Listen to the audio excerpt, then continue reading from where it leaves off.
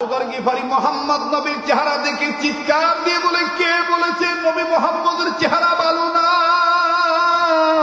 কে বলেছে মোহাম্মদ নবী সন্ত্রাসী? কে বলেছে মোহাম্মদ নবী পাগল? আরে মক্কাবাসী, মোহাম্মদ নবীর চেহারা এত সুন্দর, এই সুন্দর চেহারার মানুষটা কোনদিন পাগল হতে পারে না। তোরা আমায় বাধা দিয়ে রাখতে পারলি না। আবু যর গিফারি রাদিয়াল্লাহু তাআলা আনহু মুহাম্মদ নবীকে ধরে ধরলেন। মুহাম্মদ নবী ডাক দিয়ে বলতেছেন, আবু যর গিফারি, তুমি কেন নিজে চাই তোমার কপালে তুমি দুঃখ টেনে আনতেছো? এইটা যদি আবু যর উদ্দা সাইবা জানতে পারে, তোমার উপরে স্টিম নির্যাতনের স্টিম রুলার চালু হবে। অনুরোধ করবো বাজান, কেউ কারো দিকে তাকাইবেন না। দেখেন তো দেখি হাকিকতান এক ফোঁটা চোখের পানি আপনি ফালাইতে পারেন কিনা নবীর মহব্বতে।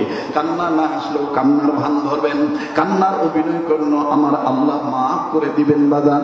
মুহাম্মদ নবী সাল্লাল্লাহু আলাইহি সাল্লামের চেহারা দেখার পর আবু যর গিফারি ডুকরে ডুকরে কান্নার ডাক দিয়ে বলে, আহারে, এই চেহারাটার মধ্যে তায়েফের ছেলেরা কেমন করে পাথর মেরেছিল, এই চেহারাটার মধ্যে কেমনে তায়েফের ছেলেরা পাথর মারলো, এই চেহারার মানুষটাকে কেমনে মানুষরা এইভাবে পাগল পাগল বলে আঘাত করে, আমার তো বুঝে আসে না।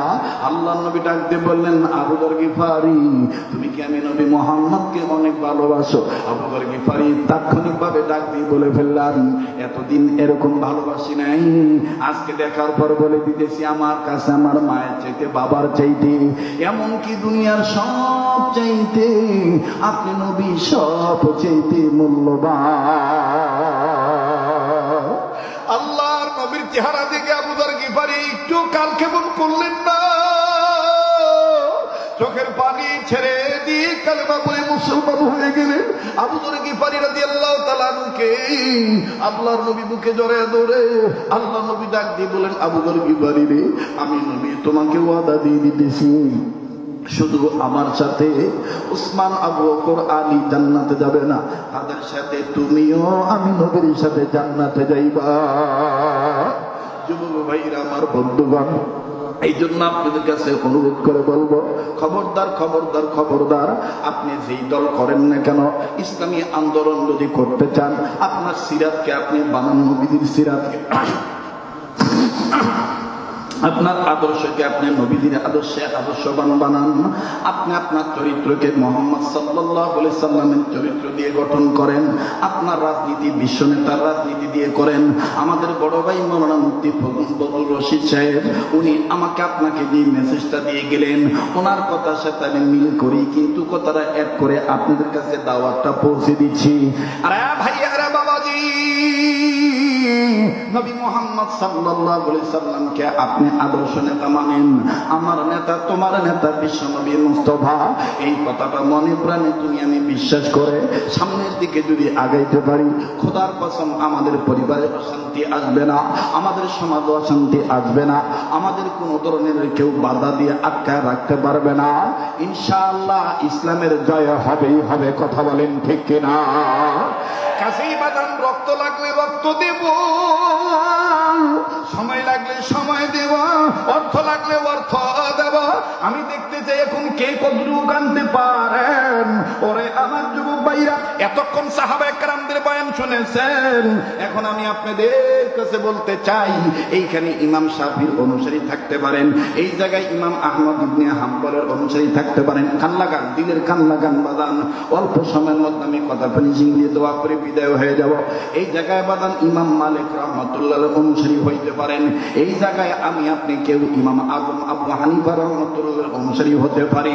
যারা মাযহাব মানি, আমার বন্ধুগণ, পৃথিবীতে আসলেই তো মাযহাব হলো চারটা। কথা বলেন কয়টা? এই চার মাযহাবের চার ইমাম, সাহাবায়ে কেরামদের পর পর বাবাজি তাবিঈনগণ, এরপরে আইম্মায়ে মুজতাহিদগণ, তারা নবী মুহাম্মদ সাল্লাল্লাহু আলাইহি সাল্লামের আদর্শকে নকল করেছিলেন। আজকে আমার পোশাকের মধ্যে নবীর আদর্শ নাই, আজকে আমার খানার মধ্যে নবীর সুন্নাত নাই, আজকে আমার চেহারার মধ্যে নবীজির লোন নাই, আজকে আমার কথাবার্তার মধ্যে নবীজির সিরাত নাই। আরে বাবাজি, লম্বা করবো না, অতি অতি সংক্ষেপে একটা ঘটনা শুনেই। হযরত ইমাম শাফি রাহমাতুল্লাহ আলাইহি, প্লিজ অনুরোধ করব সামনে দিয়ে কেউ হাঁটবেন না। আমার বন্ধুগণ, আমার ভাইরা খুব খেয়াল করবেন বাজান, অনুরোধ করে বলতেছি কেউ ডাইনে দিকে কাউকে বামে আসতে দিবেন না, আমার নজর সামনে যেন না পড়ে। আর বাম থেকে কেউ ডাইন দিকে আসতে দিবেন না, একটু খেয়াল করবেন বাবা, ওলি আল্লাহ হয়ে যাবেন। একটু তাকান, আমার দিক তাকান, দিলের কান লাগায় কথাগুলো শোনেন। ইমাম শাফি রাহমাতুল্লাহি আলাইহি, আমার বন্ধুগণ, রাত্রিবেলায় ঘুমের ঘরে তিনি ঘুমাইছেন।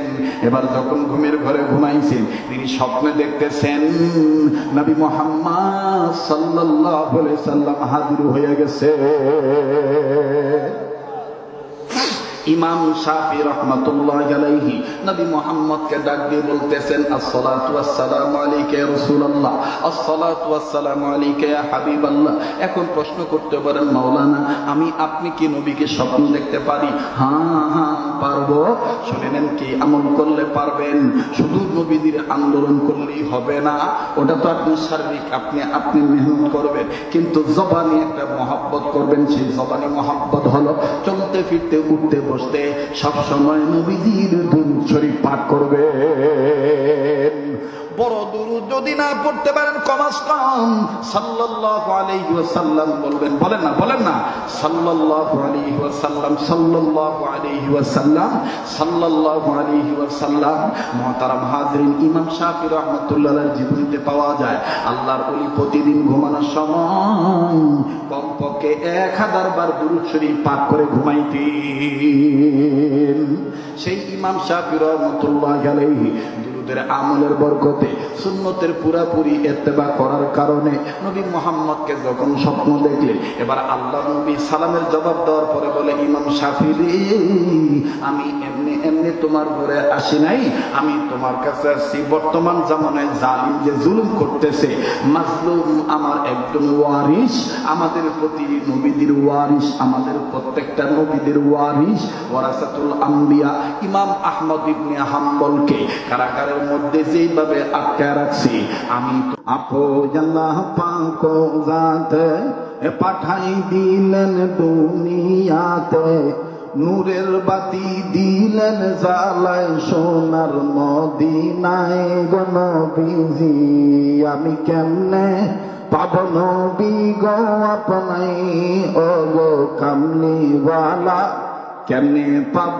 নবীজি আপনাই। বললে সব হবে, গুনাহ হবে না, কথা সত্য, কিন্তু মতলব খারাপ।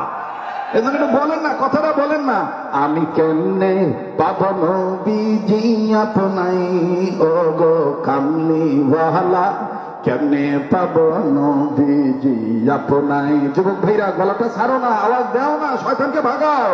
আমি কেমনে পাব নবীজি আপনাই, ও গো কামলিওয়ালা, কেমনে পাব নবীজি আপনাই। মারহাবা ক বাস, আর গ্রুপ না বাড়াই। এই গ্রুপগুলোর কাছে যদি কোন আল্লাহর আইন চাই, সত্যকের শাসন চাই, শরীয়তের বিধান আল্লাহর জমিনে কায়েম হোক, তাইলেই দেখবেন মুসা দিবি। মিলাদ করবেন, বাধা নাই। গজল গাইবেন, বাধা নাই। ওয়াজ করবেন, বাধা নাই। ইমামতি করবেন, বাধা নাই। মাদ্রাসা পড়াবেন, বাধা নাই। আমার ভাইরা, কিন্তু যখনই আল্লাহর জমিনে আল্লাহর আইন কায়েম করার জন্য একটু আন্দোলন করবেন, বক্তব্য দিবেন, হাতে পায়ে ধরবেন, গাও শুকতাবেন বা গাও ধোয়া মোছা করবেন, তখনই বলবে যে আমি এই দলে নাই। এই কথাটাই কবি নজরুল অনেক দিন আগে আমাদেরকে বলে দিয়ে গেছে। নবীদের কথা শুনে, নবীদের কথা শুনে সবাই কান্দে, কিন্তু নবীর সমাজ গড়ার কাজে যত দ্বন্দ্ব মনে বাজে,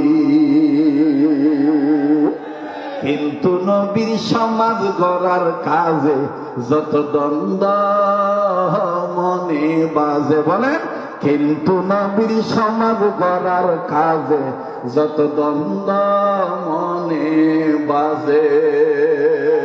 ঠিক কিনা আমার ভাইরা? এই জন্য বলতে চাই, চোখ দিয়েছেন কে? বলেন কে? জোড়া না বেজোর? হাত কে দিয়েছেন? কয়টা? একটা না দুইটা? জোড়া করে দিয়েছেন কে? পা দিয়েছেন কে? জোড়া করে দিয়েছেন কে? ঠিক আল্লাহ পাকও বলেছেন আমি কিন্তু একা না, আমার কাছে যদি আসতে চাও, জান্নাতের দরজা যদি তোমার জন্য খুলে নিতে চাও, তাহলে আমার আর একটা জোড়া আছে। ওই জোড়া হইল আমার প্যারে হাবিব নবী মুহাম্মদুর রাসূলুল্লাহ। আল্লাহু আকবার বলে, আল্লাহু আকবার বলে। এই নবীকে যারা মানবে, এই নবীর ইত্তেবা যারা করবে, তাদেরকে ভালোবাসবে কে? আল্লাহ। জোরে বলেন, তাদেরকে ভালোবাসবে কে? মুসলমান ভাইরা আমার, বন্ধুগণ, আল্লাহ রাব্বুল আমিন ডাক দিয়ে বলেন, নবীজি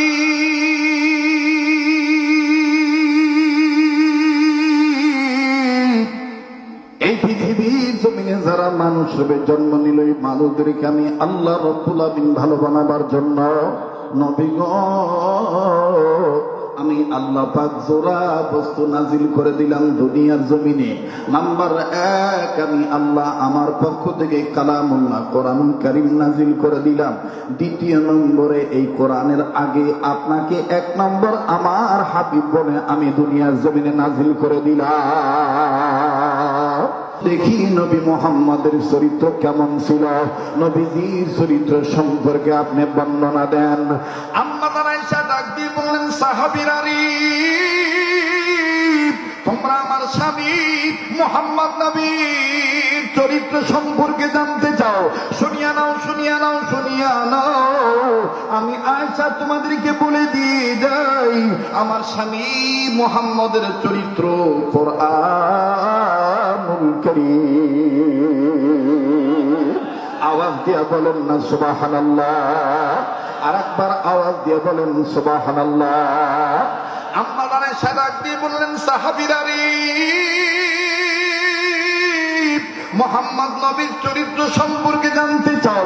আমি আয়েশা তোমাদের বলে দিয়ে যাই, আমার স্বামী মুহাম্মদের চরিত্র কানা খুলুকুল কোরআন, আমার স্বামী মুহাম্মদের চরিত্র হলো কোরআনুল কারীম।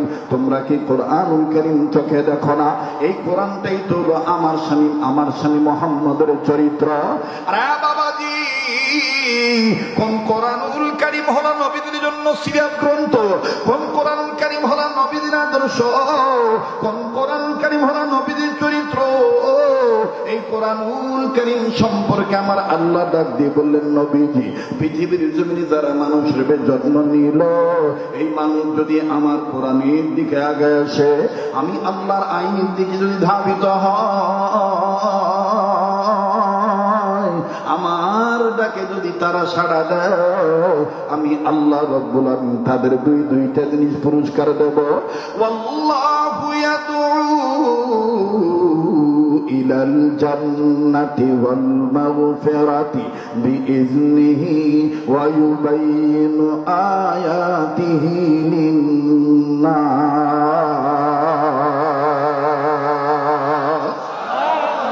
আল্লাহ ডাক দিয়ে বললেন, নবীজি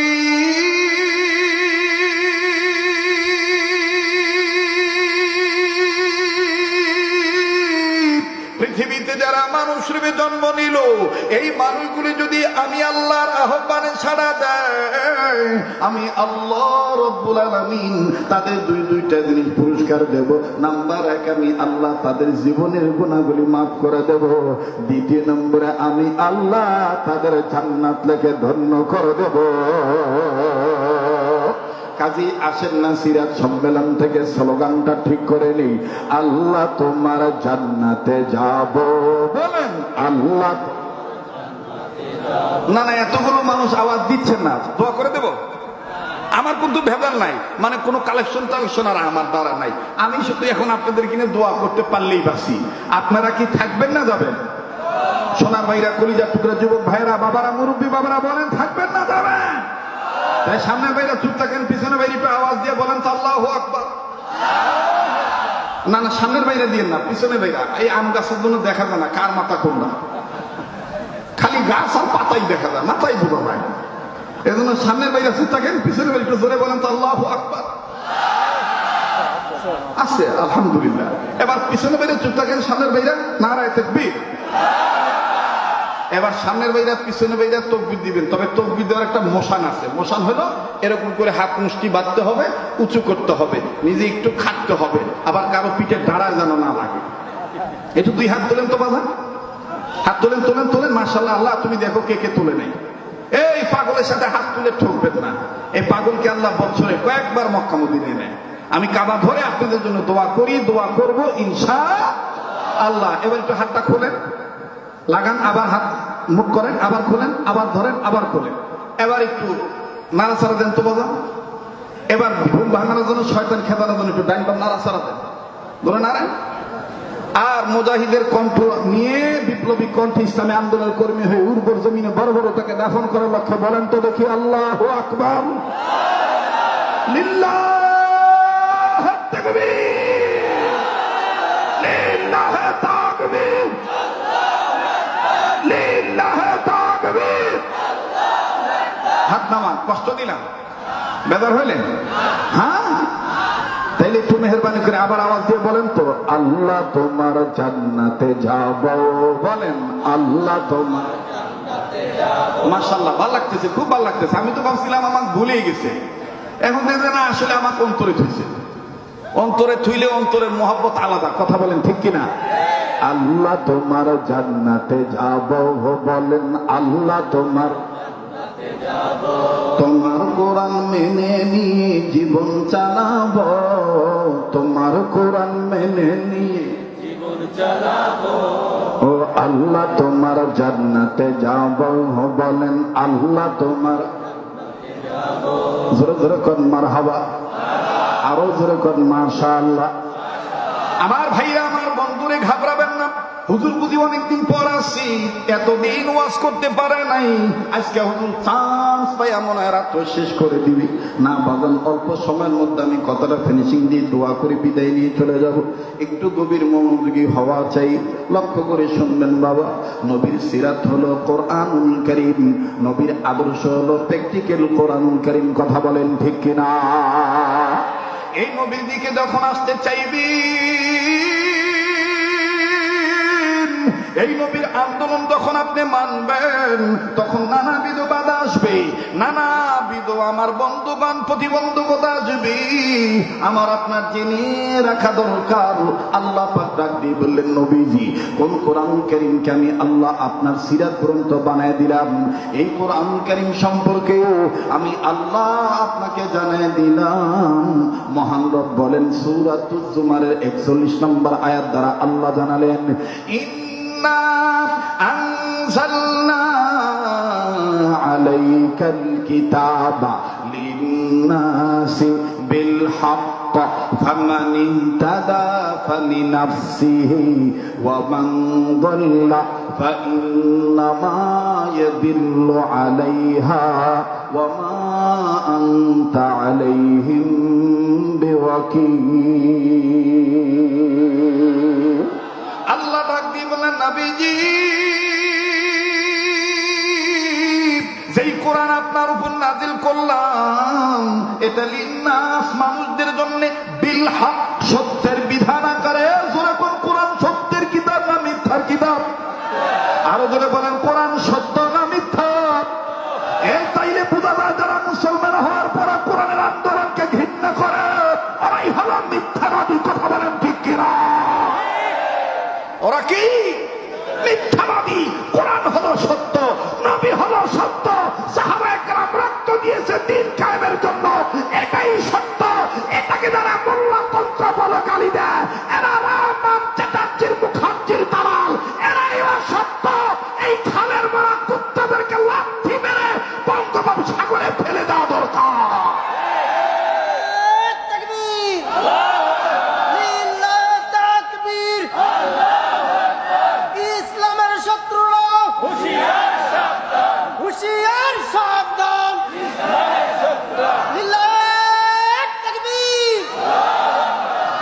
মোহতারাম হাজিরিন, আপনাদের উর্বরতা দেখে খুব ভাল লাগতেছে। আসলে বগুড়ার মাটি ইসলামী আন্দোলনের ঘাঁটি, ঠিক কিনা বলেন? বগুড়ার মাটি আল্লাহওয়ালাদের ঘাঁটি, বগুড়ার মাটি ওলামায়ে কেরামদের ঘাঁটি, ঠিক কিনা? আমার বন্ধু বন্ধুগণ, এই মাটিতে যদি ইসলামী আন্দোলনের কথা না বলতে পারি, আমাদের এই সিরাত সম্মেলন থেকে স্লোগান একটাই হওয়া চাই, কে কোন দল করেন এটা আপনার ব্যক্তিগত ব্যাপার। আগামীতে যখন ভোট দেওয়ার সময় আসবে, সুযোগ যখন পাবই, তখন আমাদের স্লোগান একটাই হওয়া দরকার, এবারে ভোট দেবো সেই মানুষের যে মানুষ পক্ষে থাকে আল কোরআনের। এবারে ভোট দেবো ভাই সেই মানুষের যে মানুষ পক্ষে থাকে আল্লাহ হাদিসের। এবারে ভোট দেবো ভাই সেই মানুষের যে মানুষ পক্ষে থাকে আল কোরআন। নারায়ে তাকবীর, নারায়ে তাকবীর। এবারে ভোট দেবো ভাই সেই মানুষের যে মানুষ পক্ষে থাকে আল কোরআনে। এবারে খাপে খাপে মিলে যাচ্ছে যে, ঠিক আছে না? চলবে? আমরাই ছোট মানুষ, ওই যে বড় ভাই বলে গেছে যে আমাদের ওয়াজ করা দেখেই এর ভিতরে একটা আশা জাগছিল বক্তা হন। আসলে সত্যি বক্তা দিদি বলে হতে পারবো বা কথা যে বলতে পারবো, এটা কোনোদিন মানে চিন্তাও করিনি। বুঝতে পারছেন?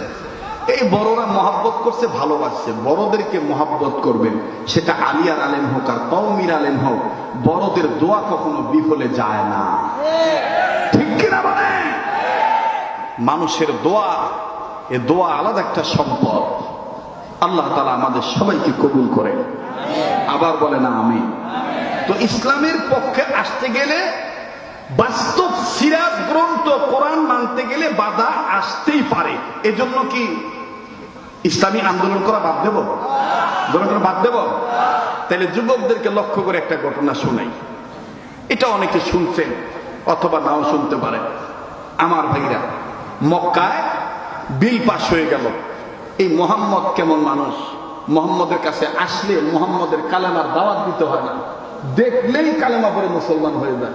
অতএব সিআইডি লাগাতো, মোহাম্মদকে দেখায় দেয় কে কে, ওদেরকে আগে ধরো, ভাই ভাই কথা না বলি, ওদেরকে আগে একটু দেখায়, ওদের আগে বিচার করতে। আমাদের বাংলাদেশেও কিন্তু এরকম একটা সময় ছিল, সাইদি সাহেবের নাম নেয় কে কে দেখতো, কোন বক্তা সাইদির নাম নেয়, এই বক্তা কোনো রাজনীতি করে না, খালি আল্লামা দেলোয়ার হোসেন সাইদি রহমতুল্লাহর জন্য দোয়া করছে, তাই ওর বিরুদ্ধে মামলা হয়ে গেছে।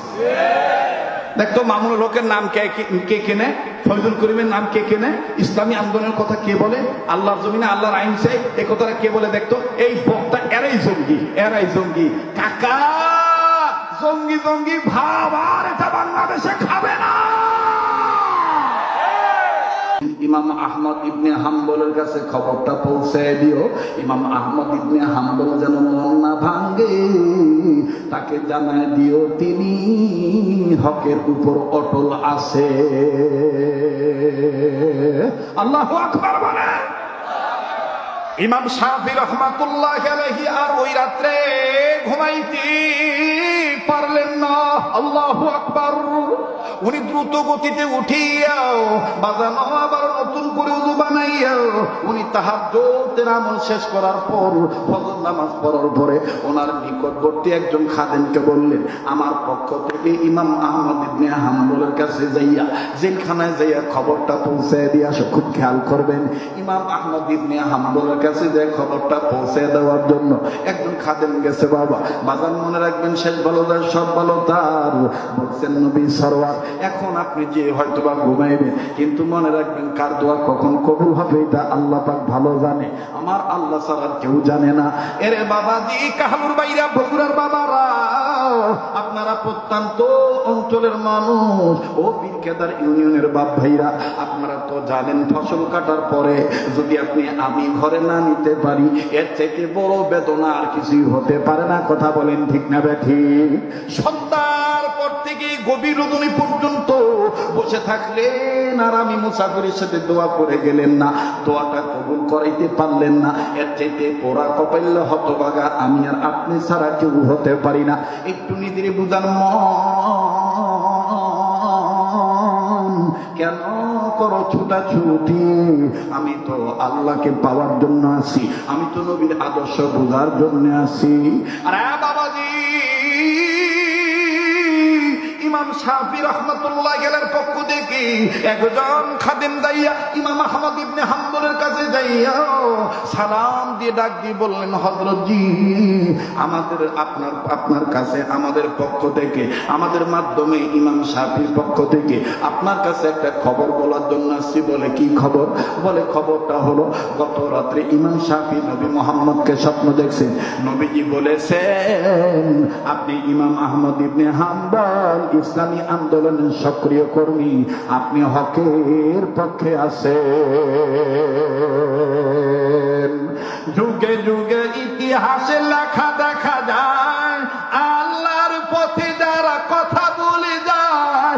যুগে যুগে ইতিহাসে লেখা দেখা যায়, আল্লাহর পথে যারা জীবন দিয়ে যায়। বিনা পরীক্ষাতে পাস নাই হয়, বলেন বিনা পরীক্ষাতে পাস নাই হয়। ভয় নাই রে, কোনো ভয় নাই, আল্লাহ যদি থাকে সহায়। ঠিক না? ভয় নাই রে, কোনো ভয় নাই, আল্লাহ যদি থাকে সহায়। দুর্গম গিরিপথ পাড়ি দিয়ে যায়, দুর্গম গিরিপথ পাড়ি দিয়ে যায়। ভয় নাই রে, কোনো ভয় নাই, আল্লাহ যদি থাকে সহায়। লিল্লাহ তাকবীর। যুগে যুগে ইতিহাসে লেখা দেখা যায়, আল্লাহর পথে যারা গান গেয়ে যায়। যুগে যুগে ইতিহাসে লেখা দেখা যায়, আল্লাহর পথে যারা গান গেয়ে যায়। বিনা পরীক্ষাতে পাস নাই হয়, বলেন বিনা পরীক্ষাতে পাস নাই হয়। ডাক দিয়ে বলে, এত বড় খুশির খবর তুমি নিয়ে আসছো, শুনে নাও, শুনে নাও। নবীজিকে আমি মহব্বত করি শুধু আন্দোলন করার মাধ্যমে না। আমার চলন, আমার ফিরুন, আমার উঠুন, আমার বসন, আমার লেনা দানা সব কিছুর মধ্যে নবীর সুন্নত আছে। শুনে নাও, শুনে নাও, শুনে নাও। নবীর সুন্নত হলো, কেউ যদি খুশির সংবাদ নিয়ে আসে তাইলে নবী তাকে খুশি হইয়া হাদিয়া দিতেন। শোনরে আল্লাহর বান্দা, আমি ইমাম আহমদ ইবনে হাম্বল এই খুশির খবরটা শোনার পরে এখন তোমাকে কি হাদিয়া দেব? লোকটা ডাক দিয়ে কয়, আপনি তো এমনি মাজলুম, আপনি তো কারাবন্দী অবস্থায় আছেন, আপনি কি হাদিয়া দিবেন? কষ্ট হচ্ছে নাকি আপনাদের? বলে আপনি কি হাদিয়া দিবেন? এবার ইমাম আহমদ ইবনে হাম্বল নিজের গায়ের দিকে তাকায় বলে, আল্লাহর বান্দা, করব আমি নবীর সুন্নত জিন্দা। মনে যদি কিছু না নাও, আমার গায়ের এই জুব্বাটা তোমাকে হাদিয়া দিয়ে দিব। এবার খাদেম কয়, হুজুর, ইমাম শাফির খাদেম ইমাম আহমদ ইবনে হাম্বল কয়, হুজুর আপনার জুব্বা তো দেখতেছি মাঝে মাঝে ছিঁড়া ফাড়া। বলে এটা তো বুকের সাইটে, এই দেখো পিঠের সাইটে। এবার ইমাম আহমদ ইবনে হাম্বলের পিঠটা দেখিয়া ইমাম শাফির খাদেম কান্দার ডাক দিয়ে কয়, হুজুর এটা তো মনে হয় চাবুকের আঘাত। বলে হ্যাঁ হ্যাঁ, জালিম আমাকে ইসলামী আন্দোলন করার কারণে, শরীয়তের বিধানকে মানার কারণে, এইভাবে সত্যের বিধান মানার কারণে জালিম বাদশার পক্ষ থেকে আমাকে এভাবে চাবুক মারা হয়েছে। এই চাবুকের বাড়িতে গায়ের চামড়া তো ফেটে গেছে, জুব্বার কাপড় ছিঁড়ে গেছে। এই ছিঁড়া জুব্বাটা আমি তোমায় দিব, তবে শুনে নাও, শুনে নাও, এতদিন বাদশার মার চাবুকের আঘাত অনেকটা সহ্য করতো আমার জুব্বার কাপড়, কিন্তু এই জুব্বাটা দেওয়ার পর এখন সরাসরি আমার পিঠের মধ্যে লাগবে, আমার চামড়া ফেটে যাবে। যাই যাই যাক, আমার চামড়া ফেটে যাক, কিন্তু আমি আমার নবীজির সুন্নতকে বাদ দেব না। এই কথা বলি ইমাম আহমদ ইবনে হাম্বল নিজের গায়ের জুব্বাটা খুলে দিয়ে দিলেন। ভাইয়া, ইমাম শাফি রাহমাতুল্লাহর কাছে যে খাদেম গেছে, খাদেম দিয়ে কেবলমাত্র দাঁড়াইছে, ইমাম শাফি ডাক দিয়ে বলতেছে, খুশির খবর বলছো, ভালো কথা, কি হাদিয়া দিছে? সুবহানাল্লাহ। বলে তোমাকে কি কোনো কিছু হাদিয়া দেয়নি? ওনার গায়ের জুব্বাটা কি তোমাকে দেয়নি? এবার ইমাম শাফিকে খাদেম ডাক দিয়ে বলে, হুজুর আপনি কেমনে জানলেন আমাকে জুব্বা দিয়েছি? বলে এক আল্লাহর ওলির সাথে আর এক আল্লাহর ওলির কানেকশন আল্লাহর মাধ্যমে আছে। আল্লাহু আকবার। ডাক দিয়ে বলে হা হা জুব্বা আমাকে দিয়েছে। বলে কই জুব্বাটা আমাকে দাও, কিছু সময়ের জন্য আমি ইমাম শাফিকে জুব্বাটা দাও, আমি এরপরে তোমাকে দিয়ে দেবো। দেখেন ভাইরা আমার, ইমামদের মধ্যে আইম্মায়ে মুজতাহিদগণদের মধ্যে নবীজির সুন্নতের ইত্তেবা কেমন ছিল, নবীজির আদর্শকে তারা কেমন নকল করছে। এবার ইমাম শাফি জুব্বাটা নিলেন, জুব্বাটা নিয়া আমার বন্ধুগণ একটা বালতিতে অথবা কোনো এক পাত্রে পানি নিয়ে জুব্বাটা ভিজাইলেন। জুব্বাটা ভিজাইয়া জুব্বার ভিজানো পানি ইমাম শাফি রহমতুল্লাহ আলাইহি একটা বোতল ভরে রাখলেন, বোতল ভাগ করলেন, খাদেন জুব্বাটা পাওয়ার পর কয় হুজুর দিলাম শুকনা জুব্বা, দিলেন ভিজা জুব্বা, বুঝলাম না আর আপনি কেন জুব্বাটা ভিজাই দিলেন? ইমাম শাফি ডাক দিয়ে বলতেছেন আল্লাহর বান্দা ইমাম আহমদ ইবনে হাম্বল আশিক রাসূল সুন্নাতুল উম্মত, আমি ইমাম আহমদ ইবনে হাম্বলের জুব্বাটা ভিজানো পানিটা বোতলে রেখে দিলাম, আমি মৃত্যুর আগে আমার পারিবারিক সদস্যদের কাছে বলে যাব আমার মরার পর আমার শেষ গোসলটা যেন নবীর আশিক রাসূল সুন্নাতুল উম্মত মুজাহিদ ইমাম আহমদ ইবনে হাম্বলের জুব্বা ভিজানো পানি দ্বারা করানো হয়। আমার দিলের বিশ্বাস এই আশিক রাসূলের জুব্বার পানির দ্বারা আমি গোসল করলে আল্লাহ পাক আমাকে মাফ করে দিতে পারে। ভাইরা আমার, ওনারা জিলাপির আশিক ছিলেন না, ওনারা রবিউল আউয়ালের শুধু গজলের আশিক ছিলেন না, ওনারা নবীজির আগমনের চাঁদকে পেয়ে শুধু খুশি হইতেন না, ওনাদের রাজনীতি, ওনাদের ভোটাভুটি, ওনাদের নির্বাচন, ওনাদের শিক্ষা দরস্তা ব্রিজগা, ওনাদের খানকা, ওনাদের দাওয়াত তাবলীগ, ওনাদের সব কিছুর মধ্যে ছিল নবীজির আদর্শ। কথা বলেন ঠিক কিনা? আল্লাহ পাক সেই কথাটাই বলেছেন, পৃথিবীর মানুষ তোমরা যারা মানুষ রূপে জন্ম নিয়েছো, আমি আল্লাহ পাক তোমাদের উদ্দেশ্য করে বলে দিলাম, আমি রব আমার পক্ষ থেকে দুইটা জিনিস পাঠাইলাম। ইয়া আইয়ুহান নাস ক্বাদ জাআকুম বুরহানুম মির রাব্বিকুম ওয়া আনজালনা ইলাইকুম নূরাম মুবিনা।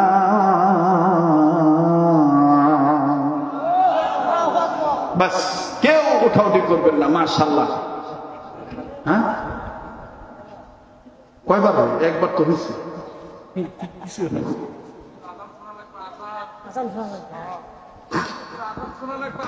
মহতারাম হাজিরিন, আমার সাথে দোয়া করে যাবেন। কারা কারা একটু হাত তুলে দেখেন, দুদিকে পাগলটার সাথে মুনাজাত করবে, আল্লাহ কবুল করবেন। জোরে বলেন আমিন। হাত নামা। আমার ভাইরা, আমার বন্ধু, আমি আপনাদের কাছে ছোট্ট একটা আবদার করব, ছোট্ট একটা আবদার। বলেন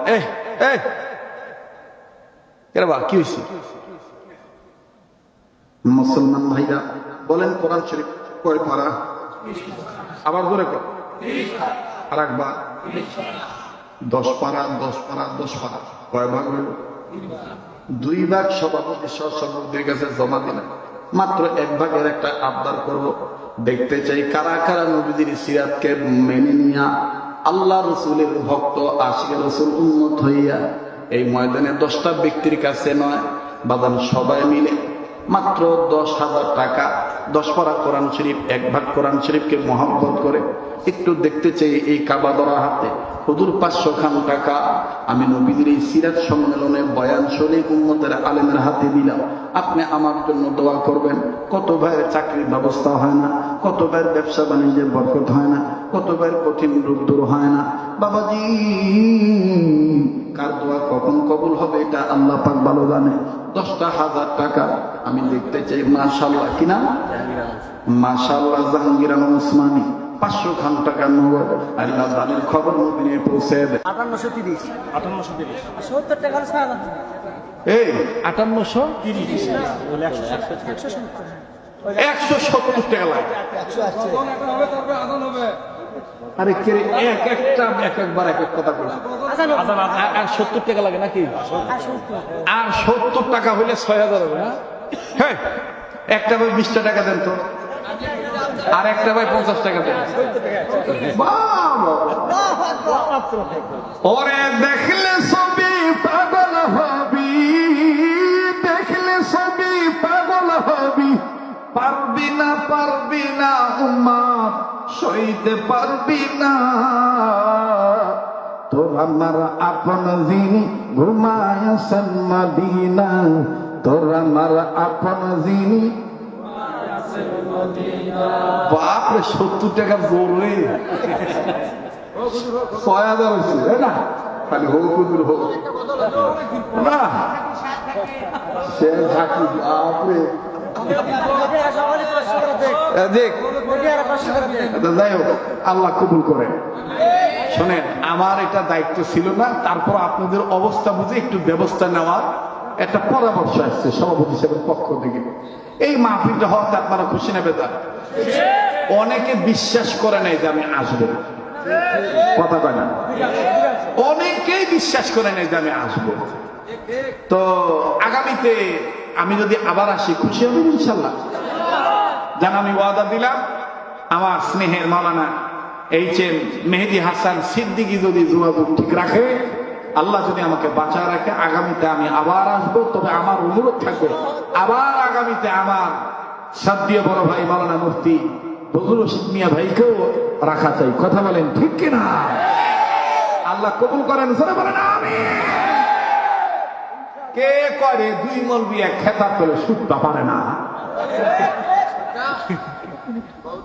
এলা ভুয়া কথা, ঠিক কিনা ভাই?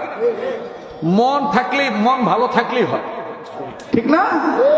আমরা বড়দেরকে সম্মান করব, বড়রা আমাদেরকে স্নেহ করবে, আর বড় ছোটের মাঝে আমাদের মাঝে যারা আলেম আছে আমরা তাদেরকে সম্মান করব, ঠিক কিনা বলেন?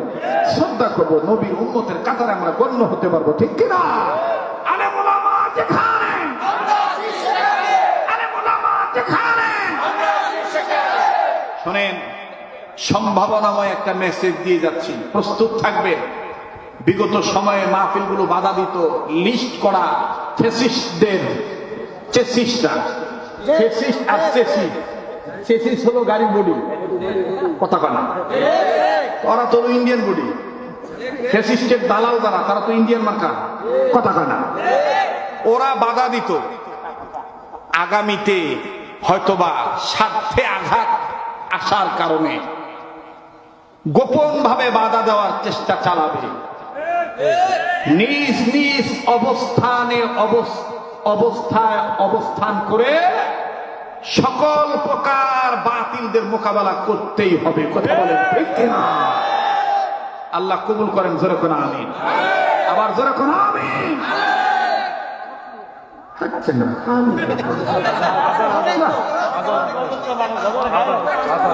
হ্যাঁ, গজল শেষ হওয়ার পরেই আসবে, তারপরে মোনাজাত। তো কি প্রধান অতিথি বানানো লাগছে বা? যাই হোক, তো দেখি তো ঘুমাইছেন না জাগ না আছেন, যদি আবার একটু তকবীর দেন তো। লিল্লাহ তাকবীর, লিল্লাহ তাকবীর।